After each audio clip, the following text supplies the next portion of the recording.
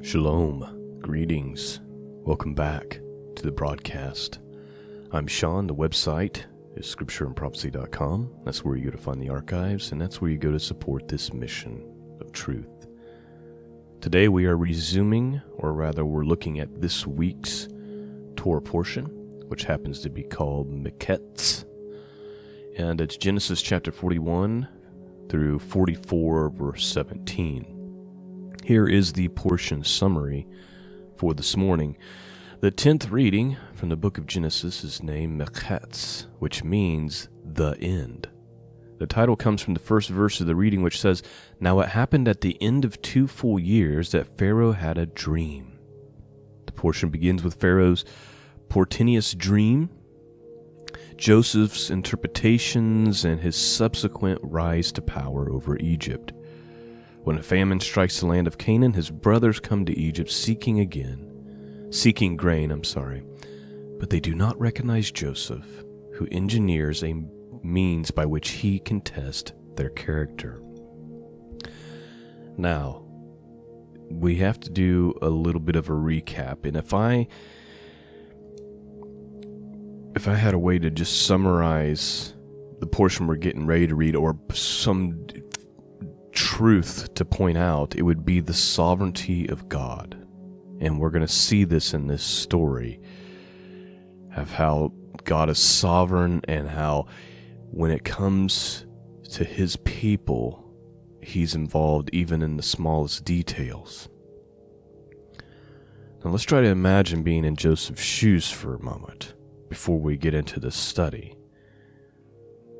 He's hated by his brothers, mostly because of the favoritism that is shown to him by Jacob. They sell him to the Ishmaelites, and he becomes a slave to Egypt. But God gives him a little bit of favor when he gets to Egypt, and he becomes head over Potiphar's house. But then Potiphar's wife tries to seduce Joseph. He rejects her advances, and she falsely claims that he attempted to rape her, which lands him in prison. So now he's in prison. He's in there with two guys who both have a dream. He interprets their dreams, and one of them was to be killed when it happened just as Joseph said, and the other one was restored to his position as a cupbearer, and it happened.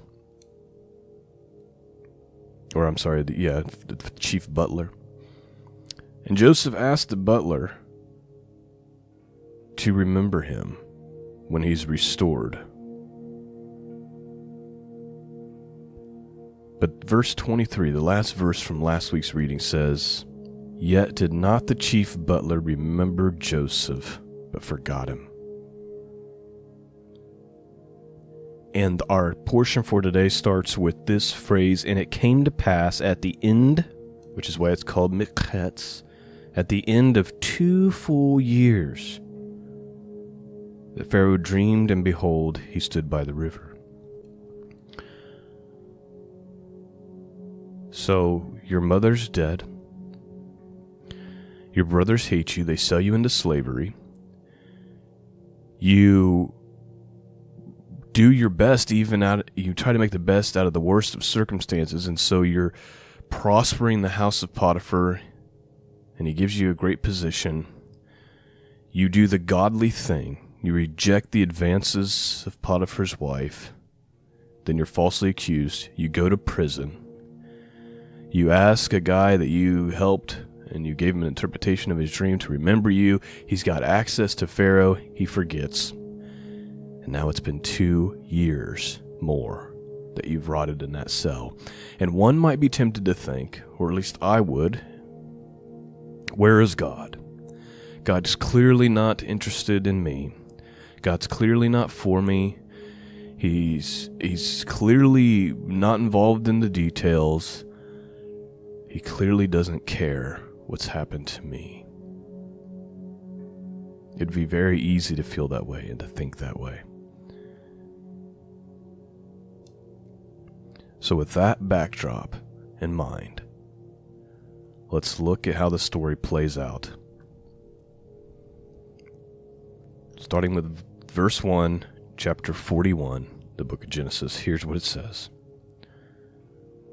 And it came to pass, at the end of 2 full years, that Pharaoh dreamed, and behold, he stood by a river.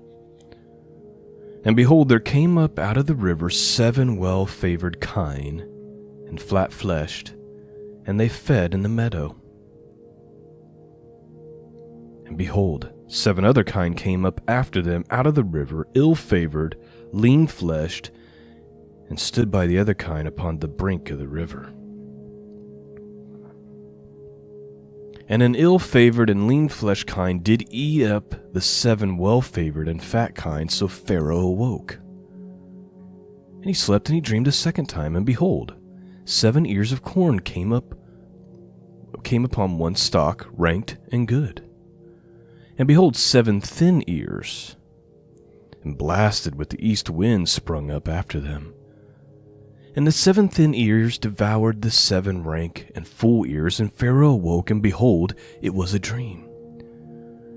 And it came to pass in the morning that his spirit was troubled. And he sent and he called all the magicians of Egypt, and all the wise men thereof, and Pharaoh told them his dream. But there was none that could interpret them unto Pharaoh. Then spake the chief butler unto Pharaoh, saying, I do remember my faults this day. Pharaoh was wroth with his servants, and put me in ward in the captain of the guard's house, both me and the chief baker. And we dreamed a dream in one night, I and he, and we dreamed each man according to the interpretation of his dream. And there was there with us a young man, a Hebrew, servant to the captain of the guard, and we told him, and he interpreted to us our dreams. To each man according to his dream he did interpret. And it came to pass as he interpreted to us, so it was. Me he restored unto mine office, and him he hanged.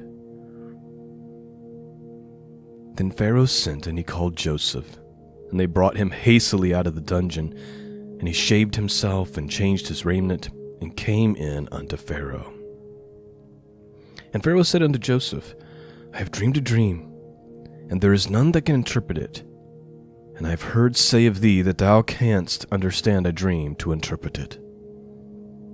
And Joseph answered Pharaoh, saying, It is not in me. God shall give Pharaoh an answer of peace. Please note, this is the character of Joseph. He gets pulled out of jail. Here's his opportunity, right? Pharaoh says, I've heard that you can interpret dreams, and so I've had one. I need you to interpret it. Joseph doesn't say, yeah, I have that spiritual gift, right? That sounds like something Christians would say today. Yep, I have that spiritual gift. Allow me to do this. What does he say?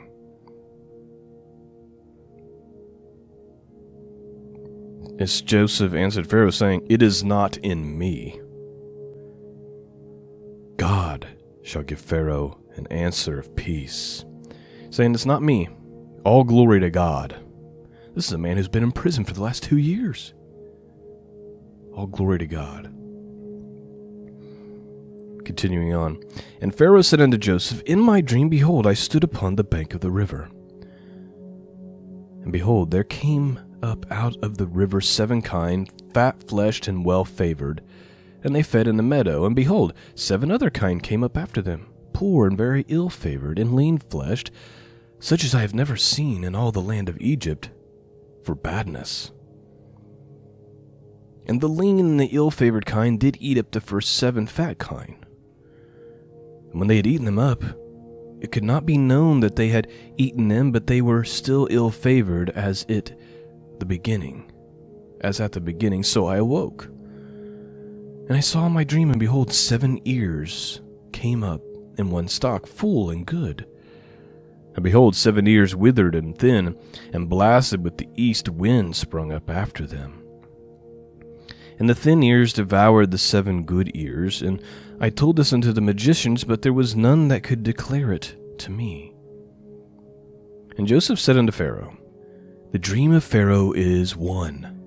God hath showed Pharaoh what he is about to do. The 7 good kine are 7 years, and the 7 good ears are 7 years. The dream is one. And the 7 thin and ill-favored kine that came up after are 7 years, and the 7 empty ears blasted with the east wind shall be 7 years of famine.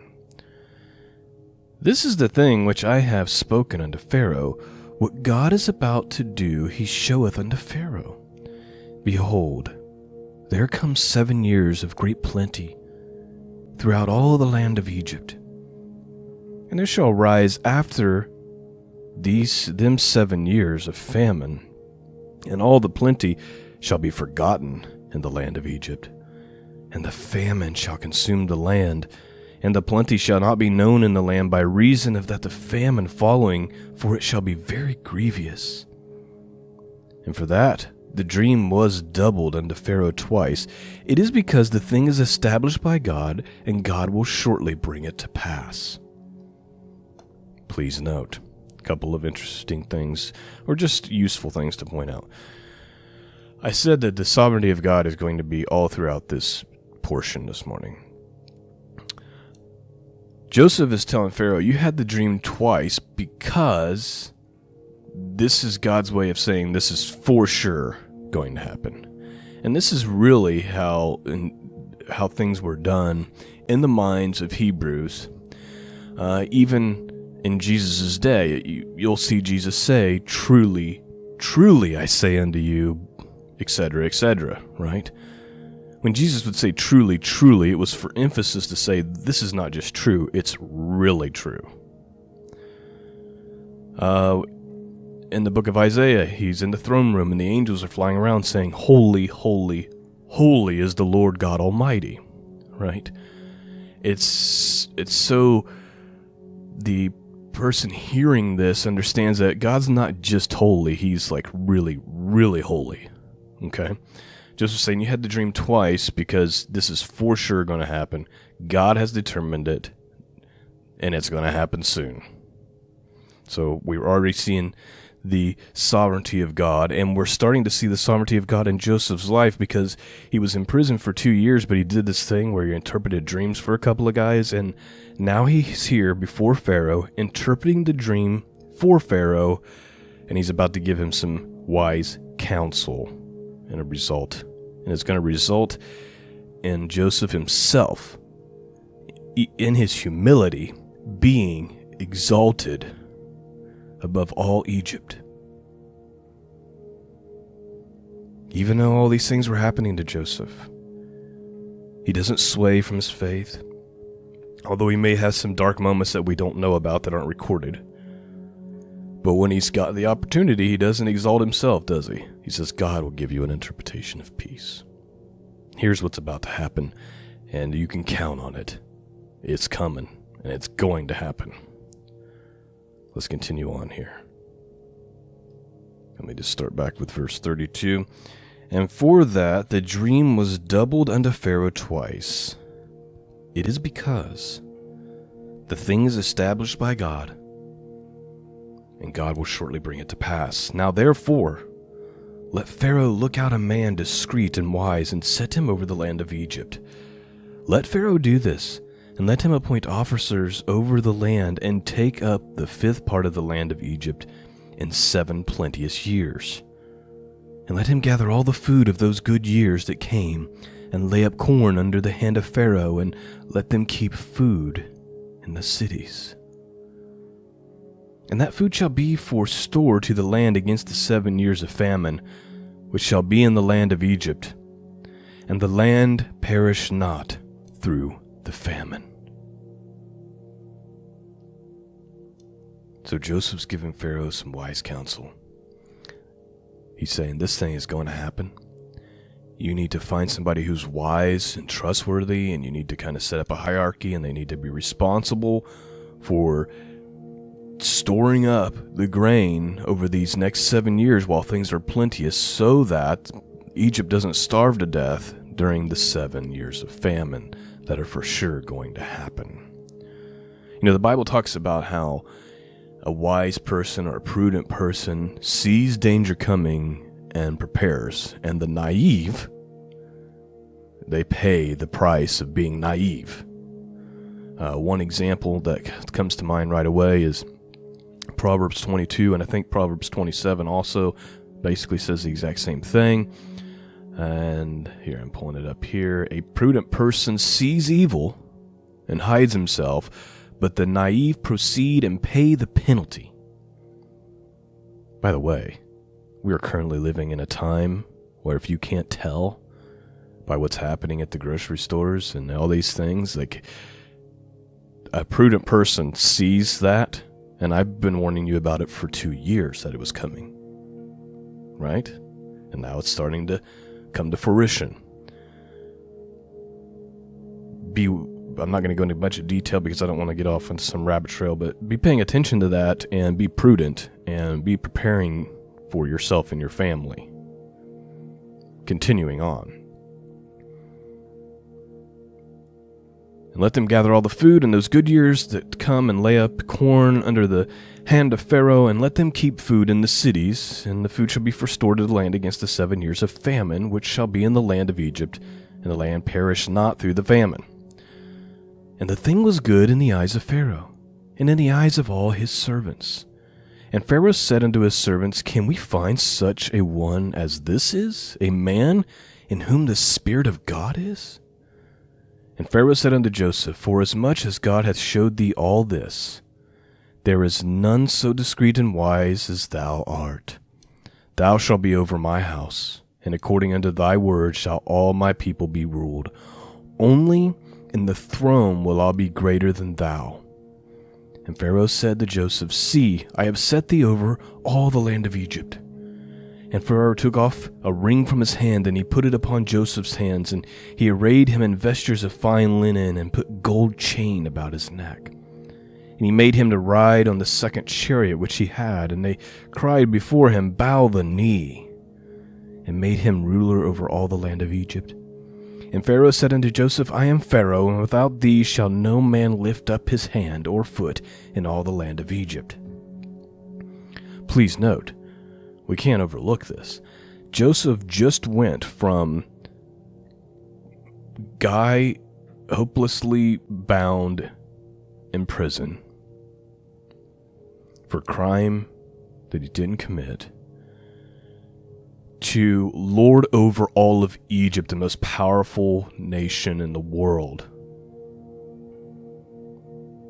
This is how quickly, if God so deems it, can change the life you're living. If you be like Joseph, who's humble and willing to do whatever it is. He's not begging to go home. He's understanding his calling.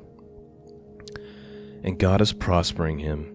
And he just became, it says that the people, they were crying out as he's riding in the second, he was just in jail. Now people are bowing the knee and crying out before him. And he's riding in a chariot, and he's arrayed in fine vesture. And Pharaoh said unto Joseph, I am Pharaoh, and without thee shall no man lift up his hand or foot in all the land of Egypt. And Pharaoh called Joseph's name Zaphnath-Paaneah, and he gave him to wife Asenath, the daughter of Potiphar, a priest of On. And Joseph went out all over the land of Egypt. And Joseph was 30 years old when he stood before Pharaoh, king of Egypt. And Joseph went out from the presence of Pharaoh, and went throughout all the land of Egypt. And in the 7 plenteous years the earth brought forth by handfuls. And he gathered up all the food of the 7 years which were in the land of Egypt, and laid up food in the cities, the food of the field, which was round about every city, laid he up the same. And Joseph gathered corn and the sand, like the sand of the sea, very much, until he left numbering, for it was without number. And unto Joseph were born 2 sons before the years of famine came, which Asenath, the daughter of Potiphar, priest of On, bare unto him. And Joseph called the name of the firstborn Manasseh, for God said, He hath made me to forget all my toil and all my father's house. And the name of the second he called Ephraim, for God hath caused me to be fruitful in the land of my affliction. And the 7 years were plenteous that was in the land of Egypt were ended, and the 7 years of dearth began to come, according as Joseph had said, and dearth was in all the lands, but in all the lands of Egypt there was bread. And when all the land of Egypt was famished, the people cried to Pharaoh for bread, and Pharaoh said unto all the Egyptians, Go unto Joseph, what he saith, you do. And the famine was all over the face of the earth. And Joseph opened all the storehouses, and sold unto the Egyptians, and the famine waxed sore in the land of Egypt.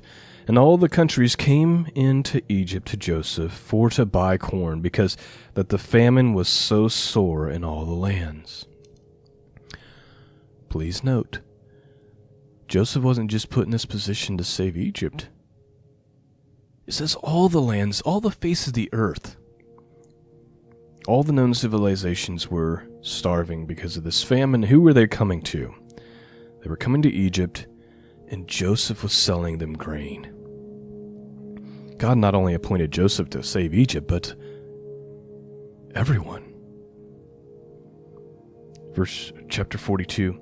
Now when Jacob saw that there was corn in Egypt, Jacob said unto his sons, Why do you look one upon another? And he said, Behold, I have heard that there is corn in Egypt. Get you down thither, and buy for us from thence, that we may live and not die. And Joseph's 10 brothers went down to buy corn in Egypt, but Benjamin, Joseph's brother, Jacob sent not with his brethren, for he said, Lest peradventure mischief befall him. Something important to note. Sorry I keep interrupting. I mean, you remember the favoritism that was shown to Joseph because he was Rachel's son, right? Where the other 10 boys were from Leah and the concubines. Benjamin was the child born to Rachel and she died giving birth. So 2 sons by Rachel, Joseph and Benjamin. Joseph's already gone, and so he sends the 10 boys, you guys go to Egypt, but Benjamin stays here lest something would happen to him. So it's still that dynamic of favor over Rachel's seed, but, it's kind of like the story where he's like, okay, all of you go and meet Esau first, but Rachel and, Joseph are going to stay back here. Verse 5. And the sons of Israel came to buy corn among those that came, for the famine was in the land of Canaan. And Joseph was governor over the land. And he it was that sold to all the people of the land. And Joseph's brethren came and bowed themselves before him with their faces to the earth. By the way, remember, Joseph had the dream, right? Before they got mad at him and sold him into captivity, and the dream was that they bowed down to him. Now it's happening in real time. Verse 7. And Joseph saw his brethren, and he knew them, but he made himself strange unto them, and spake roughly unto them. And he said unto them, Whence come ye? And they said, From the land of Canaan to buy food. And Joseph knew his brethren, but they knew not him. And Joseph remembered the dreams which he had dreamed of them, and he said unto them, Ye are spies, to see the nakedness of the land you are come. And they said unto him, Nay, my lord, but to buy food are thy servants come. We are all of one man's sons, we are true men, thy servants are no spies. And he said unto them, Nay, but to see the nakedness of the land you are come. And they said, Thy servants are 12 brethren, the sons of one man in the land of Canaan, and behold, the youngest is this day with our father, and one is not. And Joseph said unto them, That is it, that I spake unto you, saying, Ye are spies. Hereby ye shall be proved. By the life of Pharaoh ye shall not go forth hence, except your youngest brother come hither. Send one of you, and let him fetch your brother, and ye shall be kept in prison, that your words may be proved, whether there be any truth in you, or else by the life of Pharaoh surely you are spies. And they put them all together in the ward 3 days. And Joseph said unto them the 3rd day, This do, and live, for I fear God. If you be true men, let one of your brethren be bound in the house of your prison. Go ye, carry corn for the famine of your house, but bring your youngest brother unto me. So shall your words be verified, and ye shall not die. And they did so. And they said one to another, We are verily guilty concerning our brother, in that we saw the anguish of his soul when he besought us, and we would not hear. Therefore this distress come upon us. And Reuben answered them, saying, Spake I not unto you, saying, Do not sin against the child, and you would not hear. Therefore, behold, also this blood is required. And they knew not that Joseph understood them, for he spake unto them by an interpreter. And he turned himself about from them and wept, and returned again to commune with them, and took from them Simeon, and bound him before their eyes. Please note, they acknowledge in this moment that this is happening to them. They're reaping what they've sown. This is happening to them because of the way they treated their brother Joseph.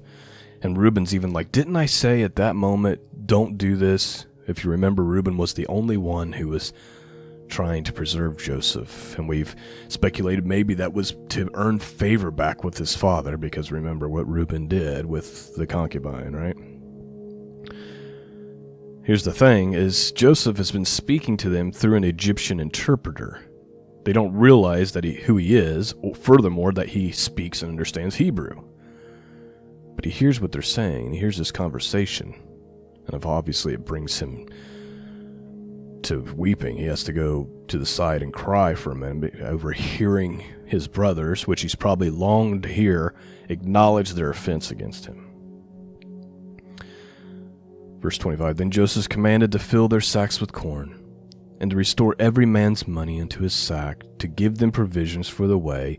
Thus did he unto them. And they laded their asses with the corn, and departed thence. And as one of them opened his sack to give his ass provender in the inn, he espied his money, for behold, it was in his sack's mouth. And he said unto his brethren, My money is restored, and lo, it is even in my sack.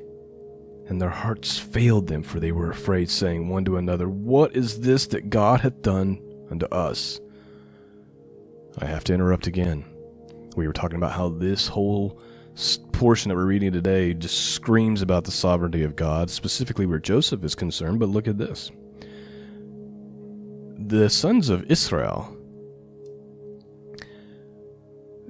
acknowledge that this distress that's come upon them is from God. What do they say? All these bad things are happening to us. Who do they attribute it to? What is this that God hath done unto us? Verse 29, And they came unto Jacob their father unto the land of Canaan, and told him all that befell them, saying, The man who is the Lord of the land spake roughly unto us, and took us for spies of the country. And we said unto him, We are true men, we are no spies.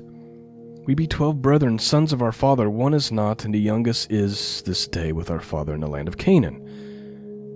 And the man, the Lord of the country, said unto us, Hereby shall I know that you are true men. Leave one of your brethren here with me, and take food for the famine for your households, and be gone, and bring your youngest brother unto me. Then I shall know that ye are no spies, but that you are true men. So will I deliver you your brother, and you shall traffic in the land.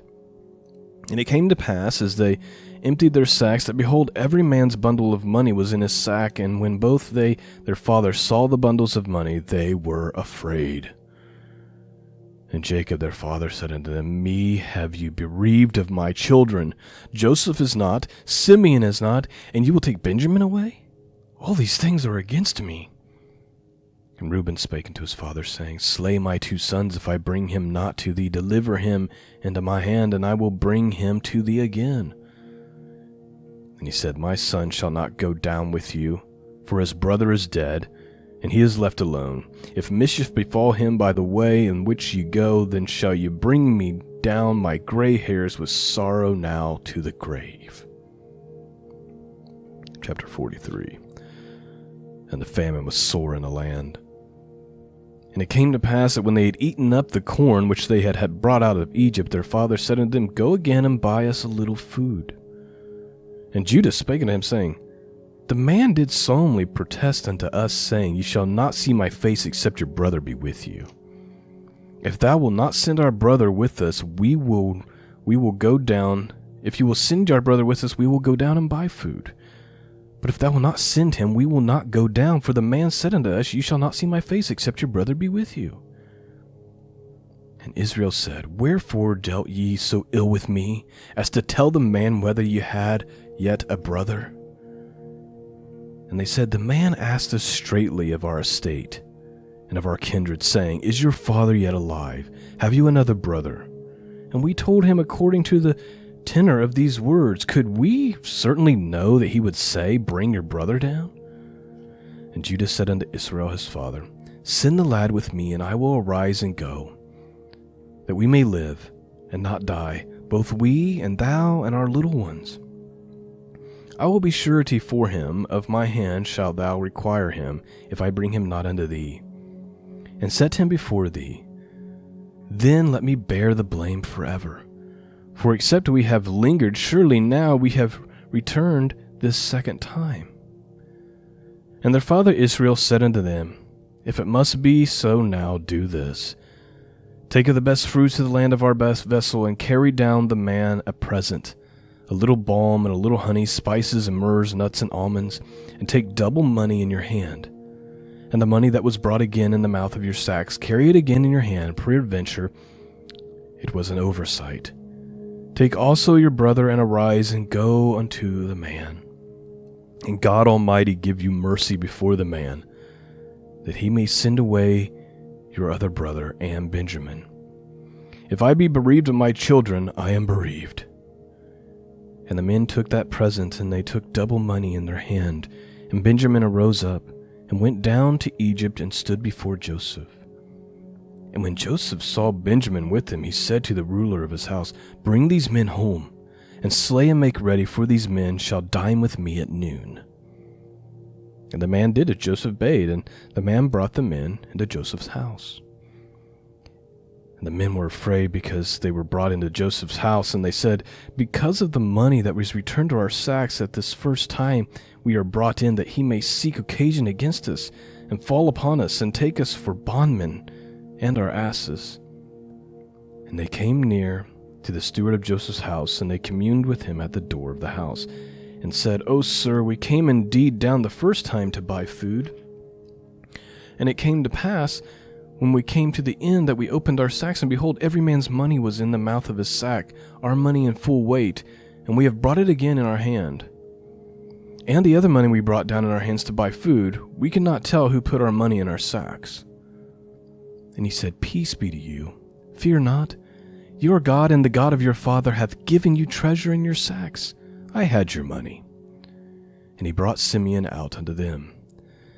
And the man brought the men into Joseph's house, and gave them water, and they washed their feet, and he gave their asses provender.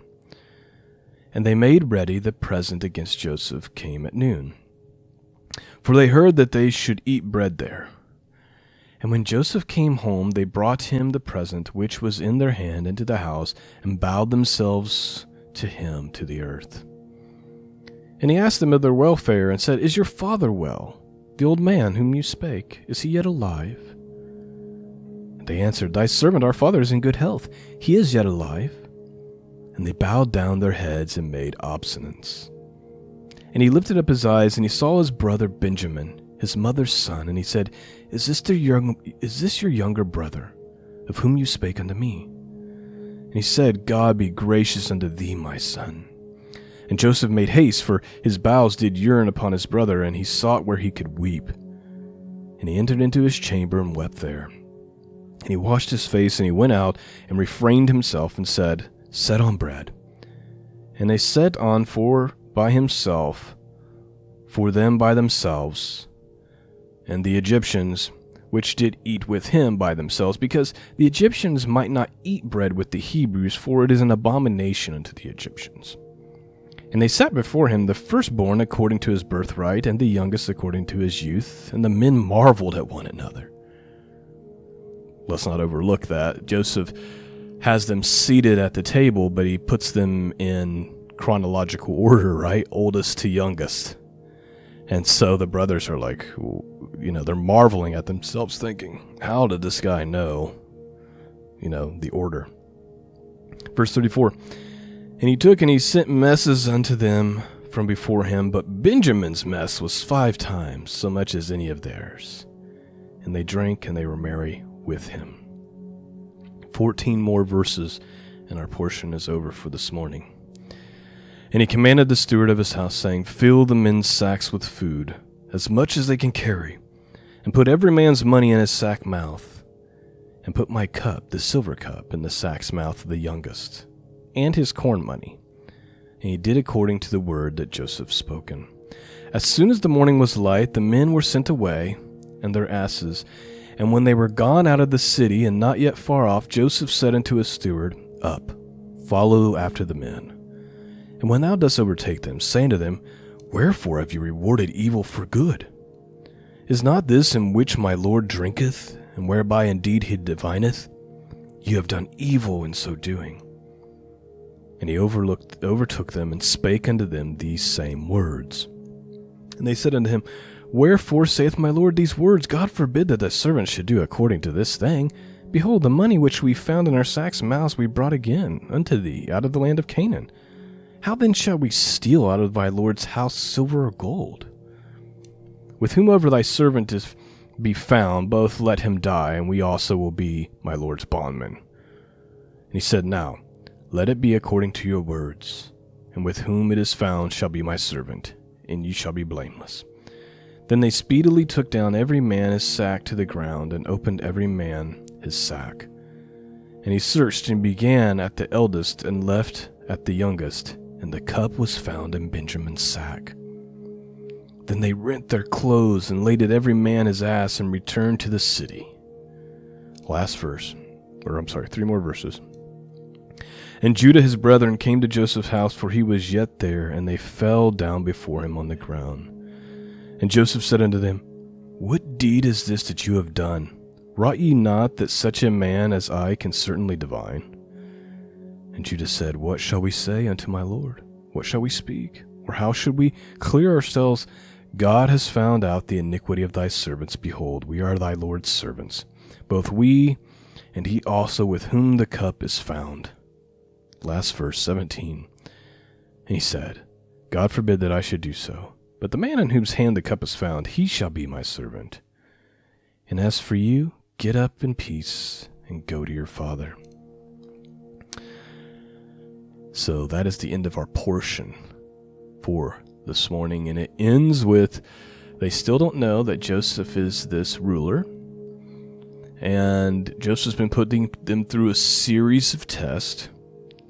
I think he's trying to discover, are they really repentive about what they've done to him? Which they seem to be. Twice now they've acknowledged that what's happening to them is a result of that decision that they made against their brother Joseph.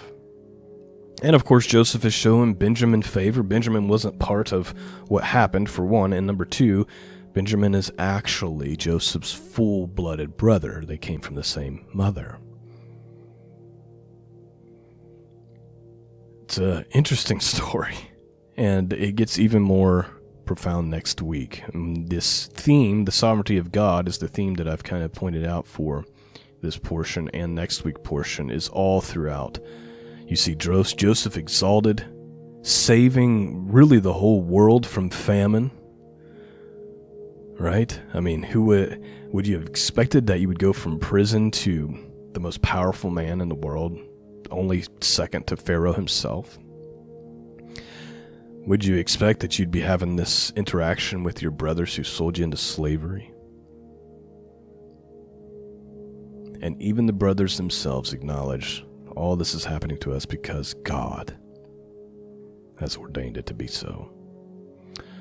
I hope you've been blessed this morning. Hope your hearts have been pierced. Hope you've been encouraged and strengthened through the Word of God and your minds renewed. Thanks for listening. Peace and grace be with all of you. And until next time, God bless.